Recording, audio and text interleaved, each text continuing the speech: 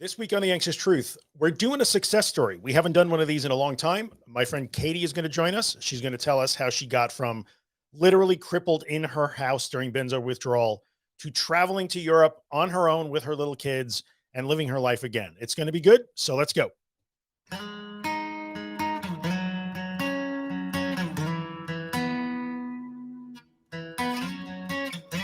Hello, everybody. Welcome back to The Anxious Truth. This is podcast episode number 224. 224. We're recording in July of 2022. I think you're going to hear this in August or September. I'm not sure. Welcome to the show. I am Drew Linsalata, creator and host of The Anxious Truth. This is the podcast that covers all things anxiety, anxiety disorders, and recovery. So if you're new to the podcast, welcome. I'm glad you're here. If you are a returning listener, thank you for coming back. I appreciate that. So today we are going to do an anxiety success story. We have not done one of these in a long time. I used to do a bunch of them. I haven't had a chance to do one in a while. And Katie's story is really good. I met Katie about 18 months ago, accidentally on Instagram, when she popped into an Instagram live with me and Josh Fletcher. She was in a really bad place at that time. And I have watched her in my Facebook group over the course of the 18 months get better and better and better. And now she is living pretty much a normal life again. She's traveled to Europe on her own. She's working again. Life is good. So Katie's going to tell us all about where she was, where she's now, what she still has to work on, and what she did to get there, because I know that's what you guys all want to know. Before we get to the interview, just a quick reminder that The Anxious Truth is more than just this podcast episode. There are 200 and somewhat other free podcast episodes. There's my morning newsletter via email called The Anxious Morning. That is free. There's a ton of social media content. That is all free. There are 3 books on anxiety and anxiety recovery that I've written that are helping tens of thousands of people worldwide overcome this problem. You can check those out too. Those are not free, but they're certainly not expensive. Every one of those things can be found on my website at theanxioustruth.com. So go check it out. And if you are following my work and I'm helping you and you would like to help me keep it free of advertising and sponsorships, all the ways to do that can be found at theanxioustruth.com/support. That is always appreciated, never required. Thank you to those of you who are supporting the work and those of you who are just here listening, liking, sharing. I appreciate all of you guys. Thank you very much. So let's get to it. Let's get to the interview with Katie. It's about 25 minutes to a half hour long. I think you're going to dig it. And I will come back at the end and wrap everything up as usual. Hello, Katie. Hi. Welcome. Thank you. Thank you. So we are going to have, don't be nervous. We're just going to have a little chat as if we're just chilling and having a cup of coffee. I let everybody know in the intro that you are here to sort of tell your recovery story, ... so far. I know you're still working on some stuff, but you've come so far, and that's why it has a little bit of a dual meaning. So let's just kind of walk through it a little bit. Like, we'll give everybody sort of the Reader's Digest version of where you are and like what you did, because everybody's going to know, how did you do this? Like, so let's start with where you are, kind of where you are, and then we'll fill in the middle part. Like, how did you get there? So Sure. I met Katie about a year and a half ago, roughly, completely randomly. Josh Fletcher and I were doing an Instagram live one day. And this person, Katie, decides she wants to come on with us. And that's how I met you. Right. So you came on with us and you talked about where you are at the time, which was not such a great place. What was going on back then? So I don't really know how social media works, Instagram and stuff. I probably didn't even realize it was live. And my brain was really jumbled around at the time because I was deep in the middle of a benzodiazepine withdrawal. And I think it's safe to say that that was the worst in my life that I've been mentally. And I've said that a few times over the course of my life, but looking back, I think that might have been the one Yeah. that was like the worst mental health of my life. And so, yeah, and I popped on Instagram and I think you saved it. Well, But I didn't say no. anything, but yeah. So you had where you were at the time. That was a tough spot. You were describing. Yeah. You kept describing that I need to lay on the floor and put on my fan. You were knee deep, and I must Yeah. escape this, right? Yeah, like deep in the physical symptoms of like the worst anxiety symptoms I've ever had. And I'm not, not used to heart palpitations and sweating and blurred vision and depersonalization, all that. This was that on steroids. Going through medication withdrawal was something that I don't ever wish upon anyone. And yeah, just all the physical stuff is like I couldn't get comfortable. I would literally just lay on the floor and I had like this pressure mat or something, and like different, like weighted blanket, and um, I just couldn't get comfortable. Just I don't know. I don't know. Well, you've gone through medication withdrawals before, so Yes, I wasn't benzo withdrawal, it was an SSRI situation, but I do remember, like, yeah, nothing you do stops it. yeah. Yeah, Nothing. You can't get comfortable until it's out of your body. right, it just is what it is. So that was a dark spot for you. You seemed like you were a little bit running out of hope, I remember. It was a little bit heartbreaking to listen to you talk that day. You were convinced that things were not gonna get better to a certain or that you couldn't. Yeah. Yeah. Yeah, I had zero hope, and actually, I think during that time, I called 911 a few times. I went to the hospital a few times, and I remember the doctors telling me, after you're there in the ER for hours and hours and hours, and they would always say the same thing. We can't do anything for you. We could give you more medication, but it seems like you want to get off of that, which is why you're having these withdrawals and you're getting off. So since we're not going to give you more medication, there's nothing we can do for you. So I Yeah, just, after a while, have to stop calling 911 because the bills just pile up. yeah, yeah, and you realize they can't do anything anyway. I don't wanna Yeah. make too much about the withdrawal, but I know a question that people will probably ask is, were you told? Now, in my situation, it was antidepressant, and I was told, "You gotta go back on it." A benzo is a Yeah. little different because the doctor is aware of the addiction problem, so were Yeah. you told, "You need to start taking the Xanax or whatever again?"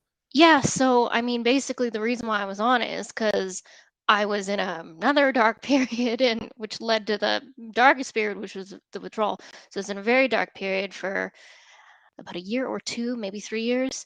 And I was just having several panic attacks a week. I developed really bad agoraphobia, monophobia. I couldn't be without my safe person, my husband. Couple other family members that were, my safety people.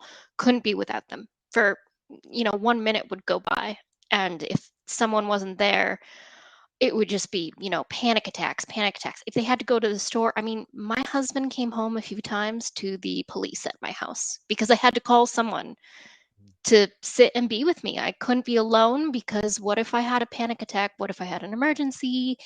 And it was so bad that my doctor said, I just want you to take this pill once a day. Mhm. So I started taking the pill once a day, and after a couple months, I was feeling really good. And I was like, why haven't I done this all along? I feel great. This is what all my friends talk about, like, oh, I got on a medication. And I feel so much better. I felt all better. So I stopped taking it. Oh. And then that's when I got in trouble because you can't just stop taking it. No, especially a benzo. Do not just stop taking it. You can't do that. And Yeah. that's what you did. You cold turkeyed that. Yep. And I didn't know that. So, that after about a week, Yeah. I worked out a taper with, I actually ended up calling the pharmacist, and we worked out a taper together. And then I called my doctor and she approved of that taper. So that was the taper that I met you during. Okay. Which is certainly a difficult process to go through, no doubt about it. So, Yep. um, okay, I get that. So let's talk about. So you're in a dark place at that point. You're in the middle of a taper, and all the problems that brings and difficulties that bring. The agoraphobia is in full swing. The panic is in full swing. The Hmm. monophobia is in full swing. Um, I know that you had at the time. I believe you had a camping trip or something on the horizon, and I Oh, remember yeah. dreading how am I ever going to go to. I don't want to miss it. Like I remember it was. I think I posted about that at least 3 times. Yeah. I'm Yeah. sorry. No, it's okay. You don't have to apologize for that. But I remember you telling us, like, how am I supposed to possibly get on this camping trip with your family? You didn't want to miss it. So Yeah. I And do I went. recall. Yeah, you went. I remember that. I remember when you did go. So that's where you were then. Where are you now? I mean, just for full disclosure, Katie is in my Facebook group. She posts her progress now and then, and I've seen you do all kinds of stuff. So where are you now? Um, well, I'm still in my house. No, just kidding. Well, as far as the stuff that I've done over the past year or so, a couple months ago, most notably, I got back from a multi-international trip with my family that I planned. And I went back to work, and I can stay by myself in my house for unlimited time. I take care of my kids fully by myself now. Like I have little kids, and I can take them to their events now, pick them up from school. I've driven on the highway. I wasn't driving at all when I first met you on Instagram, and yeah, and I mean, I wish I could tell you I just took a supplement and became all better, but it was really just like the work that you have us do, like in your book. It's really just doing the work. And I'm probably in like one of the best mental health places that I've been in the past 10 years. And yeah, and it's just, it's been a journey, and I want to say like thank you for being patient with me, because I've posted probably 100 times in the past year, and you're just so patient, and you're patient with everyone. And I really appreciate you taking your time to like help people like me. And I've seen you help hundreds of people. So yeah, thank you. My And husband says thanks too. oh, you're welcome. Tommy said he's welcome too. But you did all this. I didn't do anything. I was just left a message and you picked it up and ran with it. So you get all the credit here. I don't get any. But I think so. People will ask because I know the next question. I'm here to ask questions that I know people will ask you if they got to talk to you, which is, well, do you have anxiety now? Do Yeah, you have panic attacks now? I have anxiety and I have panic attacks. It's just part of my brain. Just Okay. whatever. I mean, but I have a lot less, like a lot less. I mean, I probably haven't. So I came back from Europe 3 months ago, I think. And um, so what happens now during my panic attacks is, yeah, I had one day in particular, and it was just a really horrible day. Everything that could go wrong went wrong. And um, someone without anxiety would have had a problem that day. And I had a panic attack that day. I probably had, two or three panic attacks that day, but they are not anywhere near as intense. So I don't know if your panic attacks are like mine. I assume that they're all similar, where you get that like wave of adrenaline, you get kind of hot, and it's Mhm. like this whoosh. And I call it like a panic attack aura. I don't know if I made that up. Maybe that's a thing. I don't know. No, So it I makes get sense. like I Migraine. get like yeah, because I have migraines sometimes too. So I get that panic attack aura at the airport in Paris, and um like I know what it is now. Like I know the bodily sensations, and it's more of an annoyance at this point. And I'm just like, okay, pause there, have, notice that I'm having the panic attack aura. And I'm like, yeah, that makes sense that I'm having a panic attack right now. It truly makes sense. And I like acknowledge that it's there. And then I pick up my luggage and my kids' luggage, and we keep walking through the airport, So I don't know. I guess what I'm saying is I do have panic attacks still, but they don't get to the point that they would get in the past, physically, because I guess I'm just not scared of them anymore, because um, I don't fear them so much anymore. They're more just annoying. Yeah. Yeah. Disruptive. Yeah, yeah, and I'm just like, okay, yeah, that makes sense that I'm having this huge wave of adrenaline right now. That's Sure. something my body and my brain do together, and I still need to find my gate at the airport with my kids, and I don't have time to lay on the floor and find an acupressure mat. So I To the gotta keep, I just airport. gotta keep walking with my family to the airport. So you are walking through Charles de Gaulle Airport, I'm guessing in Paris, having a panic attack, carrying your luggage and your kids' luggage. Yeah. Okay.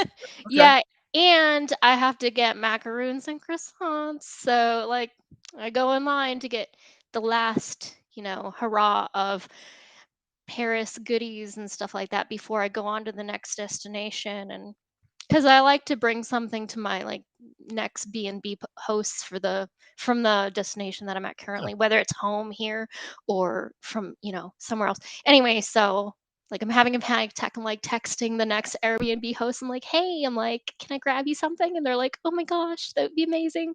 So like I like still go ahead and I do my stuff that I'm going to do, and Wow. um while I'm Yeah. like the anxiety symptoms and the adrenaline's going on in the background. So I've kind of like learned how to just turn it turn my attention off from that, like, because Yeah.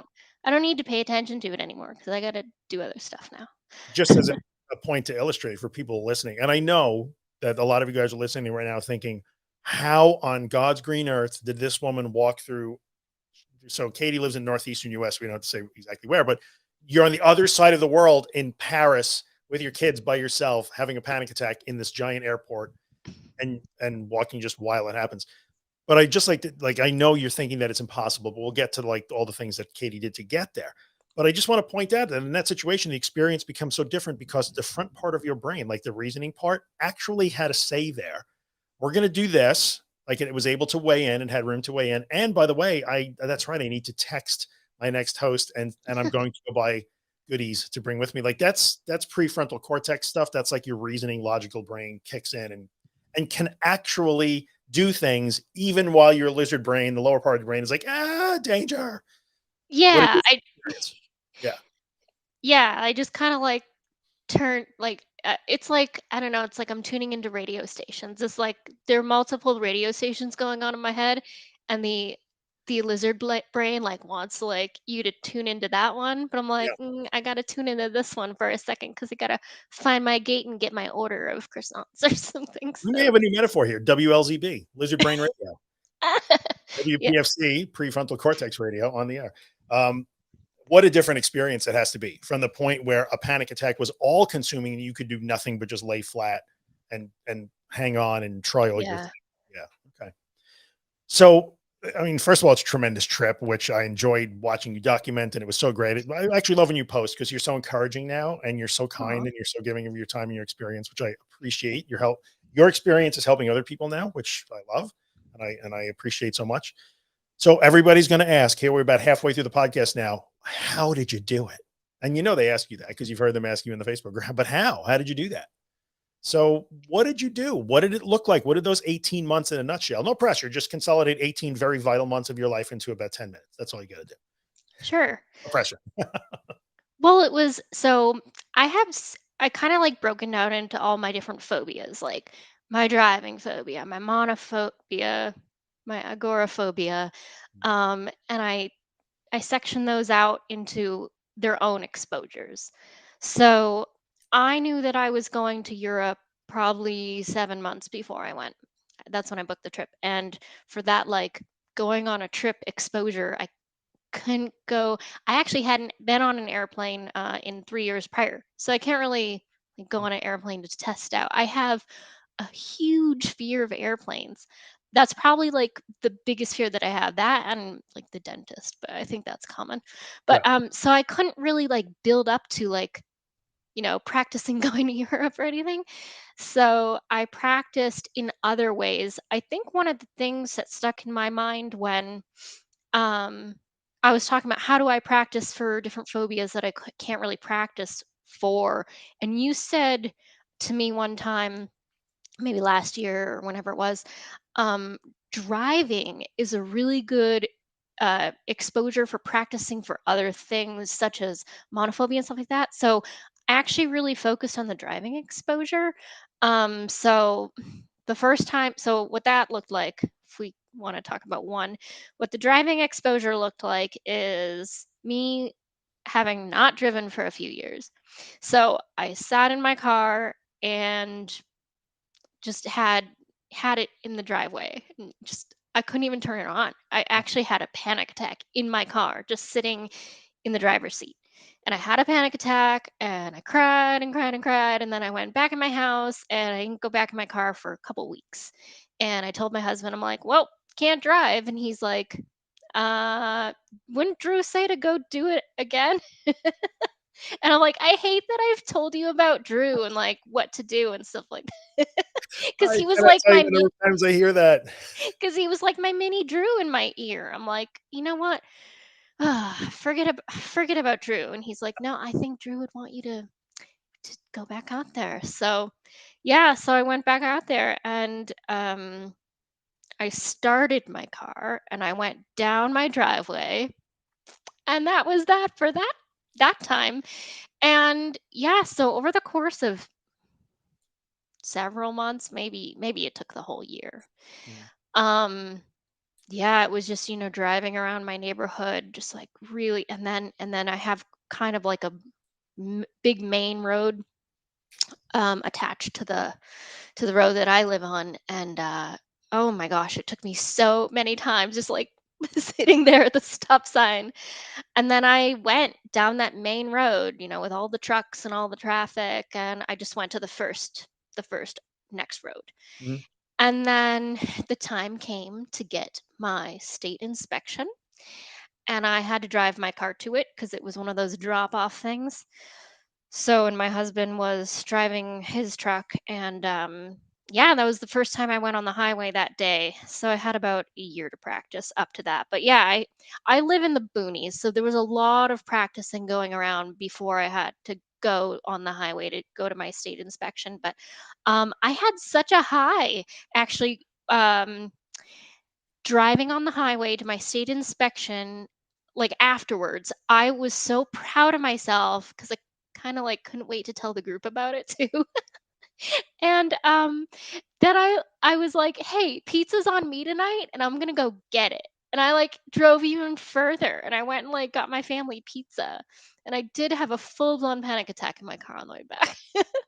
So, a little rusty, but, like, It's all yeah, right. I've just been driving, you can't, like, of course I was gonna have that panic attack just because I was just so excited, and that's what happens to me too, is sometimes I get so excited that I have a Mhm. panic attack.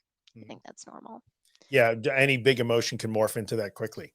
Yeah, Yeah. so that is kinda what helped me go on the trip to Europe, is just building that confidence, like you say. Yeah. I got so much progress in my driving exposure that really built up my confidence for a lot of other things, including the trip. And then when I came back to Europe from Europe, um, I got offered to teach a class unrelated Mhm. um, to my trip, obviously. And I got offered to teach a class at my local community center, and of course, the amygdala starts screaming at you. It's like, say no, say no. You haven't taught in years and years. It's going to be horrible. And I'm like, you know what? I just got back from Europe. Yes, I'll teach the class. It's fine. And Oh, that statement right there. I just got back. I was okay. Just to interrupt for a second again, just for illustrative purposes. Well, I'm okay driving in my neighborhood, which means I guess I could be okay driving out of the neighborhood, which means I guess I could be okay driving on the highway, which means I guess I could be okay bringing the car for an inspection, getting pizza, or going to Europe or teaching a class. yeah, it's all the same thing. So, I swear I didn't pay Katie to say that. I swear. And in the end, were you learning how to drive again or were you learning how to panic better? oh, I was definitely learning how to panic better. Just turning off the noise that I didn't need to pay attention to. And honestly, during that class, even though I hyped myself up so much with it, with the anticipatory anxiety, I think I posted about that too. Yeah. So much anticipatory anxiety, the class was absolutely fine. There was this one point I was like, I could have a panic attack right now, but who needs that? I'm not going to. The anticipation is always, I guess I can't say always, almost always, in my experience, worse than the actual event. Oh, yeah. Almost always. Yeah. Let's talk about the anticipatory anxiety for just a second, because now you're challenging yourself, right? You're now that's it. I'm on the way. I'm doing things. I'm not going to stop. That ramps up because now I am committed to take a trip. I'm committed to go to the family barbecue thing. I've committed to go out to dinner. I've committed to the kids' concert or whatever. Mhm. And now you have to go through, like, avoiding is easier because there's less anticipatory anxiety. Oh, it's so much easier to just avoid. Yeah. So how did was there any secret sauce in the anticipation in your experience? How to deal how we that you didn't let that drag you under? Um, I think 7% slower was where that came in with the anticipatory anxiety, that, and it was really perfect because you were just starting to do, I don't know if it was podcasts on that book or you were just starting to talk about that book a lot. And I was like, this is exactly what I need to hear right now at this point in my journey, because that's when I was having very bad anticipatory anxiety over going to Europe. Obviously, that was a big one. Mm, And And I really, I found myself getting wound up weeks before the trip, and then I would just, put it in my head, or maybe like something from yours popped up on my phone, like, oh, and I wouldn't even necessarily have to watch your live streams or your, but just that little kind of like reminder, like, oh, Drew's talking about 7% slower right now, and I'm like, okay, yeah, duh, I need to stop the hamster wheels turning and just pause and literally just wash my dishes that I'm washing, and do this other task that I'm doing right now. I'm not in Europe right now. Right now, I'm doing something else. And yeah, that book 7% Slower is really helpful for anticipatory anxiety. Who knew? Didn't pay her to say that either. I'm gonna have you on every podcast. Click the link below for the 10% discount. Just So kidding. good. Oh my god, discount code macaroons. Yeah. So good. So you wind up going on this trip. You're doing all these things, amazing. So in the end, it comes down to step by step going at the fear. And you, how many times? Give me an estimate. Throw a funny number at me. How many panic attacks you have along the way to Uh, Paris? on the trip? No, I mean like from the first day I met you to you now where you are now. More or less when you started actually going toward the fear. Oh, less, definitely, because I just, got to pause and look at it and see it for what it is, which is just your amygdala just trying to eh, keep you safe from the scary thing that isn't, you know, Yeah. really dangerous. I guess, less now, but during in the process while you're going. Oh, yeah. So in the process, yeah. I mean, I definitely had to like go through panic attacks to get to the thing. Like a lot of the drives, for example, I'd be driving down the road. I'm like, okay, today I'm driving, and during those exposures, I would plan out the route. And I'm like, okay, today I'm driving from A to B, and that is further than yesterday.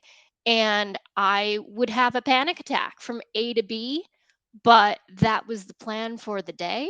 So the panic attack, even though it was happening, it didn't matter. It was part of the plan. So yeah, it was just you drive from A to B, and I learned that, like, by planning to drive from A to B and having a panic attack, especially on the days that I had the panic attacks during the exposures, that was where like the training really like happened with that part of my brain that was for so long used to being in charge. Like that part of my brain was totally in charge of my life for years. And so it went through like a, a regimen of like it was like a workout program. I was like gonna star in a movie. I needed six pack abs. It was taking me 6 months to do the work. I don't know. No, Yeah. Yeah. I don't know if that makes sense. No, it does make a lot of sense. It makes perfect sense. I mean, you're saying all the things that clearly Katie's echoing a lot of the things you guys hear me say again and again and again. I didn't bring her on here as proof of that I'm right or anything like that. More so as encouragement that like, no, no, you really can do it. Like, I don't want to put words or emotions in your mouth or your head, Katie, because I can't ever be you. But I mean, the difference in you now, it's not like, we don't really know each other. It's not like Katie and I have been talking for the past 18 months. I followed her in my Facebook group, but the change, what a difference from then to now. I mean, like a different person, at least the part Oh, of you that I can see. thank Tremendous. you. Yeah. Yeah. Like, I don't know, calmness, confidence. Oh, What else do you yeah, have? thank you. Yeah. Do you have things that you think you still need to work on? Oh, yeah, for sure. I mean, I think it'll be a work in progress for a while. So right now I'm actually planning a solo trip back to Paris because so I have little kids, and there was a lot of things that I couldn't do with my little kids, like, so I love art, and art is a huge part of my life, and I didn't go in the Louvre. Oh no. I Yeah. know. Kid I stuff. know. Because my littlest one, when it would have been a terrible terrible time. So yeah, I was kind of standing there and thinking, and I told my husband, I said, I should just come back here by myself because he's not obsessed with art either. And back in the day, a long time ago, I loved going to places by myself. I took solo trips all the time, like back when I was a young, fearless person. And I would love to do that right now. So right now I am in the process of planning a solo trip back Mhm. to Paris to just go to the Louvre for 3 days and stare at each painting and I don't know, just like do a really boring Katie trip that no one else would want to do and do it on my time. And so I've always felt like if I can go on a solo international trip and if I can go um drive on the highway for a long time by myself and um I think those 2 things, maybe go to the dentist without freaking out, then I will consider myself completely recovered. So, I'll let you know when I get back from Paris by myself. Sounds like a plan. Now, those are things that's that last 3%, 5% that takes a long time because you don't get to go to Paris every week. Yeah, you like, right now, I need to save up money to go, Yeah, so it's those are not not gonna things happen you for a can, while. yeah, you can't practice that. You can't like do like, oh, we'll just practice by going to England before we go. No, you can't do that. And the same, you don't have a reason to get on the interstate and drive to Chicago every week. So Yeah. those are things that just come up when they come up. You'll get there. It's going to be great. Yeah, and I actually am going to England soon, so I kind of will get to practice. My husband travels for work sometimes, and I Oh, sometimes tag along, and he's going to have a long conference while I'm there, and I might do some solo exploring while I'm there. So that's kind of that's that'll great. lead up to that Paris exposure. Yeah, that sounds like a whole lot of fun. Well, I don't want to let you hold you up too much longer. You've shared so much and been so helpful, and I appreciate you so much. Thank you for taking your time. So let's leave people with a bit of wisdom. One bit of wisdom you think you can give them, because everybody always wants to end with the mic drop, like the big. This is what you came for. If you had to talk to 18 months ago, Katie, yourself in your darkest time, what would you tell her now? Probably you got to do two things, and it's the first thing is make a plan to go from the point where you're starting, which is basically I was starting from like not even being a person, just sitting in my room, just not doing anything. Make a plan, a step by step, how you're gonna uh, do your exposures and get out of your room, like I did. I literally started by walking to my mailbox, and so make a plan. That's the first one. And then the second one is your attitude. You have to want to do this. You have to want to actually change. You can not change if you want to. You can keep living like that. But for me, it wasn't an option. I don't really have depression, quote unquote depression, but my panic disorder made me very depressed. And I I couldn't live like that anymore because that wasn't living. So to me, it wasn't. Maybe someone else is okay with living like that, but Oh, you know yeah, what? I would. That's good advice. Everybody hits their breaking point, and that's different for all of us. It looks different from everybody. You found yours, and that's what motivated the change. So you did Yeah. tremendous work, Katie. I can't even. You should be so proud of yourself. I So wish it was just as easy as a supplement. you know what? In all honesty, me too. Me too. Yeah. If there was, I say this all the time. I give you a magic 10 words and a pill to take, I would totally do that. But unfortunately, there's But hard work. I'm much prouder of myself than for doing this because Should. it was really hard, and I think that's where a lot of that confidence and calmness comes from now is I went through a year of really hard work and it paid off and I'm really happy now. So, Yeah, look how capable you are. yeah, thank you, Drew. Like, really, thank you. Ain't no thing. You did the work. You get the credit. You know Yeah, me. but you spent all your thousands of hours putting it out there for free so I could have You know access what? to it. Look, sometimes it just makes it feel like I lived what you lived, and now I feel like it wasn't for nothing. There was a reason for it. So that's that's all I need. So you did great today. You're a podcast star. Thank you so much for coming. You're always welcome back if you want to tell us how your solo trip goes. We'll do the next podcast when you're on the top of the Matterhorn by yourself with your goggles on. Oh my god. Yeah, I'm scared of heights too, so All maybe. right, so maybe not that. We'll see.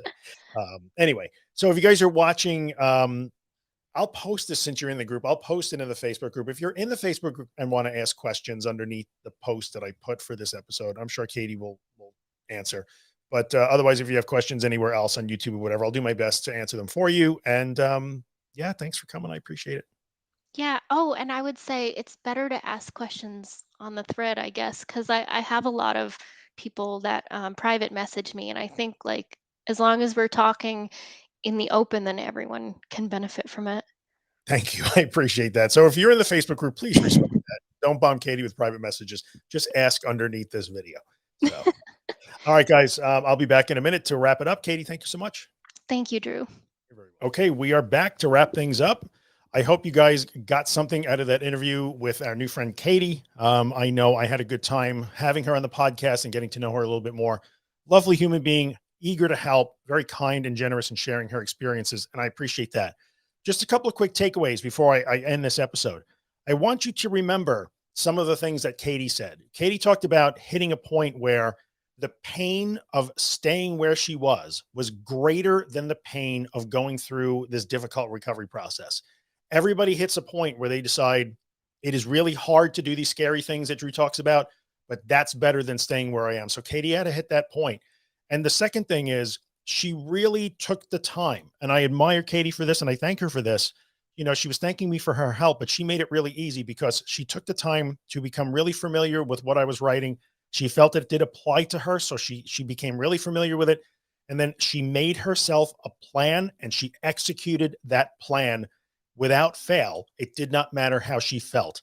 And you heard Katie specifically say that some of the most valuable days in her recovery journey were the days when she did have panic attacks during her exposures, where she did face some adversity, where it was challenging. Those are the days that mattered the most. If you take anything away from this podcast episode, aside from the fact that you can do it just like Katie did, take those things away. Have you hit the tipping point where the pain of staying where you are is greater than the pain of going forward with recovery? And are you willing to make that plan and stick to it, knowing that the bad days are actually the best days when you look back, when you get to the other side of the journey? So that is episode 224 of The Anxious Truth. Thank you again to Katie for coming by to share her story. If you're watching in the Facebook group, I will post this video in the Facebook group. You can comment below. If you're watching anywhere else, by all means on YouTube or whatever, add a comment and I will do my best to answer the questions for you. But that is it. That is the end of the episode. We know this because music. Afterglow by Ben Drake. You guys know by now. That's the song at the beginning and the end of every podcast episode. You can find Ben Drake and his music at bendrakemusic.com. Go check him out. Tell him that I said hello. Thank you, Ben, for letting me use Afterglow. If you are watching the podcast on YouTube, by all means, subscribe to the channel, hit the like button, subscribe, hit the notification bell, leave a comment. Love the comments on YouTube. If you're listening on Spotify or iTunes or some platform that lets you rate or review the podcast, leave a 5-star rating if you dig it. Take 2 seconds and maybe write a quick review. It helps other people find the podcast. That really helps me out and it helps them out. And I thank you so much for that. So that is it. We are out of here. Thank you for coming by. I will be back next week again. I do not know what I will be talking about, but I will be here. And remember, as always, this is the way. You got the feeling that you're gonna win. Yeah, you're doing fine. Now in the city and you're living fast. No looking back or dwelling on the past. You know you'll never get another chance. So go and live your life.